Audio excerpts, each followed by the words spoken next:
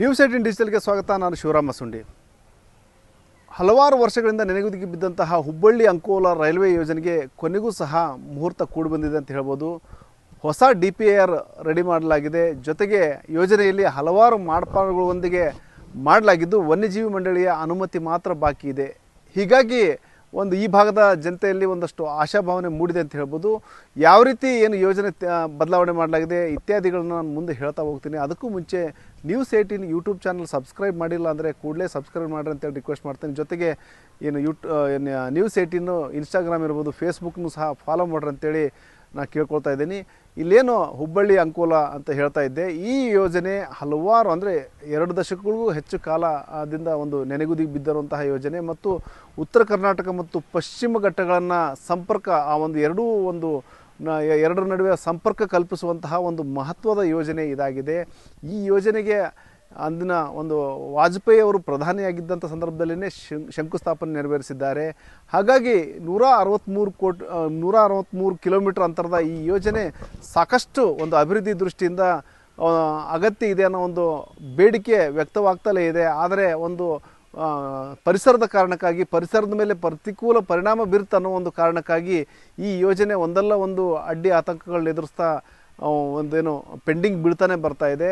ಈಗ ಪರಿಷ್ಕೃತ DPRನ ಕೇಂದ್ರ ಸರ್ಕಾರ ರೈಲ್ವೆ ಇಲಾಖೆ ಮಂಡನೆ ಮಾಡಿದೆ.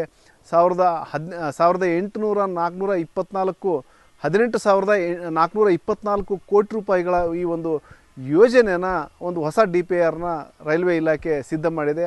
ಮತ್ತು ಆ ಯೋಜನೆಯಲ್ಲಿ ಇಷ್ಟು ಅಮೌಂಟು ಯಾಕೆ ಅಂದರೆ ಒಂದು ಹಂತದಲ್ಲಿ 1000 ಕೋಟಿ ಇತ್ತು, 1100 ಕೋಟಿ ಆಯಿತು, 1200 ಕೋಟಿ ಆಯಿತು. ಈ ರೀತಿ ಆ ಯೋಜನಾ ಗಾತ್ರ ಮೊತ್ತ ಬೆಳಿತಾನೇ ಹೋಗ್ತಾ ಇದೆ. ಆದರೆ ಯೋಜನೆ ಇನ್ನು ಕಾರ್ಯಗತಕ ಆಗ್ತಾ ಇಲ್ಲ. ಹಾಗಾಗಿ ಈಗ ಅದಕ್ಕೆ ಮುಖ್ಯ ಕಾರಣ ಅಂದರೆ ಕೆಲವೊಂದು ಅಲ್ಲಿ ಪರಿಸರಕ್ಕೆ ಹಾನಿಯಾಗುತ್ತೆ ಅನ್ನೋ ಕಾರಣಕ್ಕಾಗಿಯೇ ಸಾಕಷ್ಟು ಅಡ್ಡಿ ಆತಂಕಗಳು ಎದುರಾಗಿತ್ತು. ಈ ನಿಟ್ಟಿನಲ್ಲಿ ಏನಂದರೆ ಆ ಪರಿಸರಕ್ಕೆ ಹಾನಿಯಾಗದ ರೀತಿಯಲ್ಲಿ ಮತ್ತು ಯೋಜನೆ ರೂಪಿಸುವಂತಹ ಯೋಜನೆಯಲ್ಲಿ ಪರಿಷ್ಕರಣೆ ಮಾಡಲಾಗಿರೋದ್ರಿಂದಾಗಿ ಒಂದಷ್ಟು ಯೋಜನಾ ವೆಚ್ಚ ಸಹ ಜಾಸ್ತಿ ಆಗ್ತದೆ ಅಂತ ಹೇಳ್ಬೋದು. ಯಾಕಂದರೆ 18,424 ಕೋಟಿ ಅಂದರೆ ಖಂಡಿತವಾಗಿಯೂ ಸಹ ಸಾಕಷ್ಟು ದೊಡ್ಡ ಮೊತ್ತ ಅಂತ ಹೇಳ್ಬೋದು. ಈ 163 ಕಿಲೋಮೀಟ್ರು ಡಿಸ್ಟೆನ್ಸ್ ಇದೆ. ಇಲ್ಲಿ ಏನಂದರೆ 57 ಸುರಂಗ ಮಾರ್ಗಗಳನ್ನು ಕೊರೆಯಲಿಕ್ಕೆ ತೀರ್ಮಾನ ಮಾಡಲಾಗಿದೆ. ಅಂದರೆ ಇಲ್ಲೇನು ಸೂಕ್ಷ್ಮ ವನ್ಯಜೀವಿಗಳು ಇಲ್ಲಿ ಜೀವನ ಬದುಕ್ತಾ ಇದ್ದಾವೆ, ವನ್ಯಜೀವಿಗಳು ಇದ್ದಾವೆ, ಆಶ್ರಯ ಪಡೆದಿದ್ದಾವೆ ಅನ್ನೋ ಮಾತಿದೆ. ಹಾಗಾಗಿ ಆ ವನ್ಯಜೀವಿಗಳಿಗೆ ಮತ್ತು ಸೂಕ್ಷ್ಮ ವನ್ಯಜೀವಿ ಪ್ರಾಣಿಗಳಿಗೆ ಅನಾನುಕೂಲ ಆಗಬಾರ್ದು. ಯಾಕಂದರೆ ರೈಲ್ವೆ ಟ್ರ್ಯಾಕ್ ಅರಣ್ಯ ಪ್ರದೇಶದಲ್ಲಿ ಹಾದು ಹೋಗುವಂಥ ಸಂದರ್ಭದಲ್ಲಿ ಸಾಕಷ್ಟು ಅರಣ್ಯದಲ್ಲಿರುವಂತಹ ಸೂಕ್ಷ್ಮ ಜೀವಿಗಳಿಗೆ ತೊಂದರೆ ಆಗುತ್ತೆ. ಜೊತೆಗೆ ವನ್ಯಜೀವಿಗಳಿಗೆ ಸಾಕಷ್ಟು ತೊಂದರೆಯಾಗಿ ಅಲ್ಲಿ ಅವಕ್ಕೆ ಜೀವಕ್ಕೂ ಸಹ ಕುತ್ತು ಬರುವಂಥ ಆತಂಕ ಇದೆ ಮತ್ತು ಅವು ಡಿಸ್ಟರ್ಬ್ನೂ ಆಗ್ತಾವೆ ಅನ್ನೋ ಕಾರಣಕ್ಕಾಗಿ ಅಲ್ಲಿ ಏನಂದರೆ ಎಲ್ಲೆಲ್ಲಿ ಆ ರೀತಿ ಥಿಕ್ ಫಾರೆಸ್ಟ್ ಇದೆ ಮತ್ತು ಎಲ್ಲಿ ಆ ಪ್ರಾಣಿಗಳ ಪ್ರಮಾಣ ಜಾಸ್ತಿ ಇದೆ ಅಲ್ಲಿ ಏನಂದರೆ ಸುರಂಗ ಮಾರ್ಗಗಳನ್ನು ಕೊರೆಯುವ ಮೂಲಕ ಅವಕ್ಕೆ ಪ್ರಾಣಿಗಳಿಗೆ ತೊಂದರೆ ಆಗದ ರೀತಿಯಲ್ಲಿ ನೋಡ್ಕೊಳ್ಳೋದು ಒಂದು ಕಡೆ. ಮತ್ತು 46 ಕಡೆ 48 ಕಡೆ ವಯಾಡಕ್ಟ್ಗಳನ್ನ ಸಹ ನಿರ್ಮಾಣ ಮಾಡಲಾಗ್ತಾ ಇದೆ. ಅಂದರೆ ಅಲ್ಲಿಯೂ ಸಹ ಪ್ರಾಣಿಗಳಿಗೆ ಅನುಕೂಲ ಆಗುವ ನಿಟ್ಟಿನಲ್ಲಿನೇ ವಯಾಡಕ್ಟ್ಗಳನ್ನ 48 ಕಡೆ ಮಾಡಲಾಗ್ತಾ ಇದೆ. ಇದು ಒಂದು ರೀತಿಯಲ್ಲಿ ಪರಿಷ್ಕೃತ DPRನಲ್ಲಿ ಇವೆಲ್ಲವನ್ನೂ ಸಹ ಅಳವಡಿಸ್ಕೊಳ್ಳಲಾಗಿದೆ. ಹಾಗಾಗಿ ಈಗ ಹೆಚ್ಚು ಕಡಿಮೆ ಇಲ್ಲಿ ಯೋಜನೆಗಿದ್ದಂತಹ ಅಡ್ಡಿ ಆತಂಕಗಳು ಬಹುತೇಕ ತಾರ್ಕಿಕ ಅಂತ್ಯಕ್ಕೆ ಬಂದಿದೆ ಅಂತ ಹೇಳ್ಬೋದು. ಈಗ ಒಂದೇ ಬಾಕಿ ಇರೋದು ವನ್ಯಜೀವಿ ಮಂಡಳಿಯ ಅನುಮತಿ. ಆ ವನ್ಯಜೀವಿ ಮಂಡಳಿಯ ಅನುಮತಿ ಸಿಕ್ಕ ಕೂಡಲೇ ಈ ಯೋಜನೆ ಕಾರ್ಯಾರಂಭ ಆಗುತ್ತೆ. ಯಾಕಂದರೆ ಈಗೇನು ಬರೀ ಅರಣ್ಯ ಪ್ರದೇಶದಲ್ಲೇ ಪಶ್ಚಿಮ ಘಟ್ಟಗಳಲ್ಲೇ 550 ಹೆಕ್ಟೇರ್ ಪ್ರದೇಶಕ್ಕೂ ಹೆಚ್ಚು ಅರಣ್ಯ ಇಲ್ಲಿ ನಾಶ ಆಗುತ್ತೆ. ಆ ಕಾರಣಕ್ಕಾಗಿಯೇ ಪರಿಸರವಾದಿಗಳಿರ್ಬೋದು ಮತ್ತು ಪರಿಸರ ತಜ್ಞರು ಸಹ ಈ ಯೋಜನೆಗೆ ವಿರೋಧ ವ್ಯಕ್ತಪಡಿಸಿದರು. ಹಾಗಾಗಿನೇ ಈ ರೀತಿಯ ಅರಣ್ಯ ನಾಶಕ್ಕೆ ಹೆಚ್ಚು ಅರಣ್ಯ ನಾಶ ಆಗದ ರೀತಿಯಲ್ಲಿ ಮತ್ತು ವನ್ಯಜೀವಿಗಳಿಗೆ ತೊಂದರೆ ಆಗದ ರೀತಿಯಲ್ಲಿ ಒಂದಷ್ಟು ಮಾರ್ಪಾಡುಗಳನ್ನು ತರುವ ಮೂಲಕ ಹೊಸ DPRನ ರೆಡಿ ಮಾಡಲಾಗಿದೆ. ಈಗಿನ ಪ್ಲಾನ್ ಪ್ರಕಾರ, ಆ್ಯಕ್ಷನ್ ಪ್ಲಾನ್ ಪ್ರಕಾರ 2030 ಮಾರ್ಚ್ ತಿಂಗಳಂತ್ಯಕ್ಕೆ ಈ ಯೋಜನೆ ಪೂರ್ಣ ಆಗಬೇಕಾಗಿದೆ.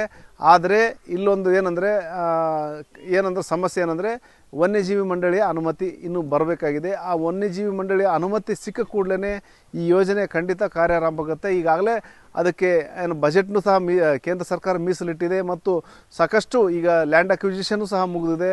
ಅಂದರೆ ಎಲ್ಲನೂ ಈ ಯೋಜನೆಗೆ ಬೇಕಾದಂತಹ ಏನು ಸ್ಥಳ ಇರ್ಬೋದು, ಭೂಮಿ ಇರ್ಬೋದು ಮತ್ತು ಹಣ ಇರ್ಬೋದು, ಎಲ್ಲ ರೀತಿಯ ಒಂದು ಸಿದ್ಧತೆಗಳು ಮಾಡಿಕೊಂಡಿದ್ದರೂ ಸಹ ಏನು ಪರಿಸರ ಒಂದು ಇಲಾಖೆಯ ಅನುಮತಿ, ಪರಿಸರದ ಒಂದು ಕಾರಣಕ್ಕಾಗಿಯೇ ಈ ಒಂದು ಯೋಜನೆ ಮುಂದೂಡ್ತಾನೆ ಬರ್ತಾ ಇದೆ.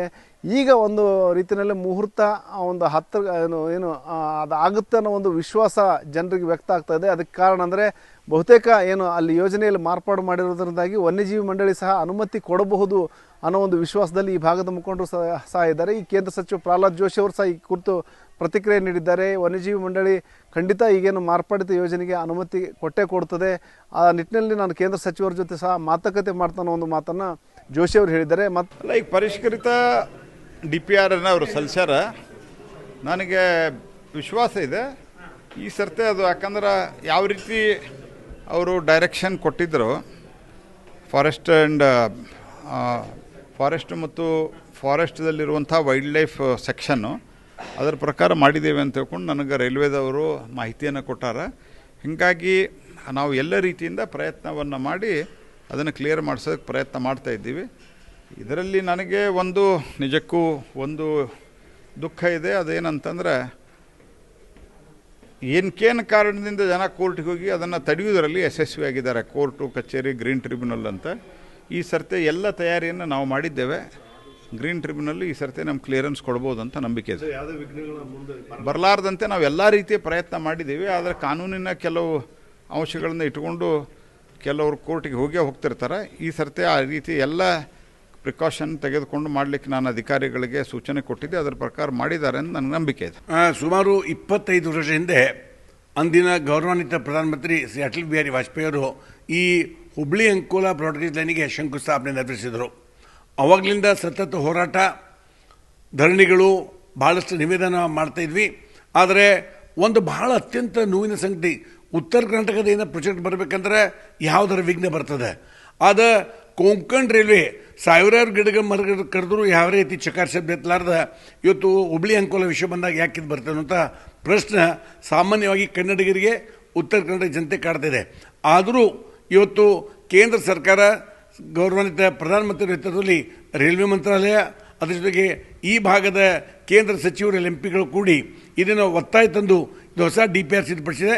ಅದನ್ನು ವಲಯ ರೈಲ್ವೆ ಬಳಕೆದಾರ ಸಲಹಾ ಸಮಿತಿ ಸದಸ್ಯನಾಗಿ ಮುಕ್ತ ಮನಸ್ಸಿನಿಂದ ಸ್ವಾಗತ ಮಾಡ್ತಾ ಇದ್ದೀನಿ. ಬರೀ DPR ಸಿದ್ಧ ಮಾಡಿದ್ರೆ ಮಾತ್ರ ಸಾಲದು, ಅದಕ್ಕೆ ಬೇಕಾಗುವಂಥ ಫಾರೆಸ್ಟ್ ಆಗಲಿ, ವನ್ಯಜೀವಿ ವೈಲ್ಡ್ ಲೈಫ್ ಕ್ಲಿಯರೆನ್ಸ್ ಸಹ ಕೊಡಿಸುವಂಥ ಪ್ರಯತ್ನ ಮಾಡಬೇಕು. ಈ ಪ್ರಾಜೆಕ್ಟ್ ಆದರೆ ಈ ಉತ್ತರ ಕರ್ನಾಟಕ ಮತ್ತು ಕಲ್ಯಾಣ ಕರ್ನಾಟಕದ ಜನತೆಗೆ, ಉತ್ತರ ಕರ್ನಾಟಕ ಮತ್ತು ಕರಾವಳಿ ಮತ್ತು ಕಲ್ಯಾಣ ಕರ್ನಾಟಕದ ಜನತೆಗೆ ಭಾಳ ದೊಡ್ಡ ಇದರಿಂದ ಲಾಭ ಆಗ್ತದೆ.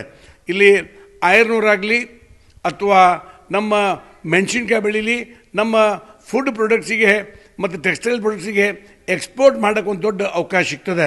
ಮತ್ತು ಟೂರಿಸಮ್, ಈಗ ನಾವು ಗೋಕರ್ಣ, ಮುರುಡೇಶ್ವರ ಆ ಭಾಗದ ದೇವಾಲಯಕ್ಕೆ ಹೋಗ್ಬೇಕಂದ್ರೆ ಯಾವುದೇ ರೈಲ್ ಸಂಪರ್ಕ ಇಲ್ಲ. ಈ ಪ್ರಾಜೆಕ್ಟ್ಲಿಂದ ಟೂರಿಸಮ್ಗೂ ಭಾಳ ದೊಡ್ಡ ಬೆಂಬಲ ಸಿಗ್ತದೆ ಅಂತ ಹೇಳಲಿಕ್ಕೆ ಇಚ್ಛಾಪಡ್ತಾ ಇದ್ದೀನಿ. ತಮ್ಮ ವಾಹಿನಿ ಮುಖಾಂತರ ನಾ ಕೇಂದ್ರ ಸರ್ಕಾರಕ್ಕೆ, ರೈಲ್ವೆ ಮಂತ್ರಾಲಯಕ್ಕೆ ಅತ್ಯಂತ ವಿನಯಪೂರ್ವಕವಾಗಿ ಒತ್ತಾಯಪೂರ್ವಕ ಬೇಡಿಕೆ ಮಾಡ್ತೀನಿ. ಅದಕ್ಕೆ ಏನೇನು ಕ್ಲಿಯರೆನ್ಸ್ ಬೇಕು ತಾವು ವಾರ್ ಫುಟ್ಟಿ ಮೇಲೆ ಕೊಡಿಸಿ ದಿವಂಗತ ಅಟಲ್ ಬಿಹಾರಿ ವಾಜಪೇಯಿ ಏನು ಶಂಕುಸ್ಥಾಪನೆ ಮಾಡಿದ್ರು ಆ ಕನಸು ನನಸು ಮಾಡ್ಬೇಕಂತೇಳಿ ವಿನಂತಿ ಮಾಡ್ತಾ ಇದ್ದೇನೆ. ಇದೇ ವೇಳೆ ಈ ಭಾಗದ ಒಂದು ಏನು ನಾಗರಿಕರು ಸಹ ಆಗ್ರಹ ಮಾಡ್ತಾ ಇದ್ದಾರೆ. ಬರೀ ಇದು ಬರೀ ಬಾಯಿ ಮಾತಿನಲ್ಲಿ ಹೇಳೋದಾಗಿದೆ. ಆದಷ್ಟು ಬೇಗ ಈ ಯೋಜನೆಗೆ ಕಾರ್ಯಾರಂಭ ಮಾಡೋ ನಿಟ್ಟಿನಲ್ಲಿ ಅಟ್ಲೀಸ್ಟ್ ಒಂದು ಏನು ಕಾಲಮಿತಿಯಲ್ಲಿ ಒಂದು ಯೋಜನೆ ಹಾಕ್ಕೊಂಡು ಒಂದು ಕಾರ್ಯಾರಂಭ ಮಾಡಬೇಕು. ಜೊತೆಗೇನು ಅಡ್ಡಿ ಆತಂಕಗಳಿದ್ದಾವೆ, ಏನು ಪರಿಸರದ ಏನು ವನ್ಯಜೀವಿ ಮಂಡಳಿಯ ಅನುಮತಿ ಇತ್ಯಾದಿಗಳನ್ನ ಕೇಂದ್ರ ಸಚಿವರು ಅದನ್ನು ತಮ್ಮ ಪ್ರಭಾವ ಬಳಸಿ ಅನುಮತಿ ತರಬೇಕು ಮತ್ತು ಯೋಜನೆಯನ್ನು ಆದಷ್ಟು ಕಾಲಮಿತಿಯಲ್ಲಿ ಪೂರ್ಣಗೊಳಿಸಬೇಕು ಅನ್ನೋ ಒಂದು ಮಾತನ್ನು ಈ ಭಾಗದ ಜನತೆ ಸಹ ಆಗ್ರಹಿಸಿದೆ. ಒಟ್ಟಾರೆ ಏನು ಹುಬ್ಬಳ್ಳಿ ಅಂಕೋಲ ಬಹು ನಿರೀಕ್ಷಿತ ಯೋಜನೆ ಮತ್ತು ಬಹುದಿನಗಳಿಂದ ಪೆಂಡಿಂಗ್ ಇರುವಂತಹ ಯೋಜನೆ ಆದಷ್ಟು ಬೇಗ ಕಾರ್ಯಾರಂಭ ಆಗಲಿ ಮತ್ತು ಪೂರ್ಣಗೊಂಡಲ್ಲಿ ಈ ಒಂದು ಪಶ್ಚಿಮ ಘಟ್ಟ ಮತ್ತು ಉತ್ತರ ಕರ್ನಾಟಕದ ನಡುವಿನ ಒಂದು ಸಂಪರ್ಕ ಕೊಂಡಿಗೆ ಇದು ಸಹಕಾರಿಯಾಗಲು ಅನ್ನೋ ಒಂದು ಆಗ್ರಹ ಈ ಭಾಗದ ಆಶಯ ಈ ಭಾಗದ ಜನತೆಯದ್ದಾಗಿದೆ. ಶಿವರಾಮ ಮಸುಂಡಿ, ನ್ಯೂಸ್ 18 ಹುಬ್ಬಳ್ಳಿ. ನಿರ್ಭೀತ, ನಿಷ್ಪಕ್ಷಪಾತ, ವಿಶ್ವಾಸಾರ್ಹ ಸುದ್ದಿಗಳಿಗೆ ಮತ್ತೊಂದು ಹೆಸರಾಗಿರುವಂತ ನ್ಯೂಸ್ 18 ಕನ್ನಡ ಈಗ ಆಪ್ನಲ್ಲೂ ಲಭ್ಯವಿದೆ. ದಯವಿಟ್ಟು ಇಲ್ಲಿರುವಂತ QR ಕೋಡ್ ಸ್ಕ್ಯಾನ್ ಮಾಡಿಕೊಂಡು ಆಪ್ ಡೌನ್ಲೋಡ್ ಮಾಡೋದಕ್ಕೆ ಮರಿಬೇಡಿ. ನಿಮ್ಮ ಬೆಂಬಲ ಹೀಗೆ ಸದಾ ನಮ್ಮೊಂದಿಗಿರಲಿ. ಧನ್ಯವಾದ.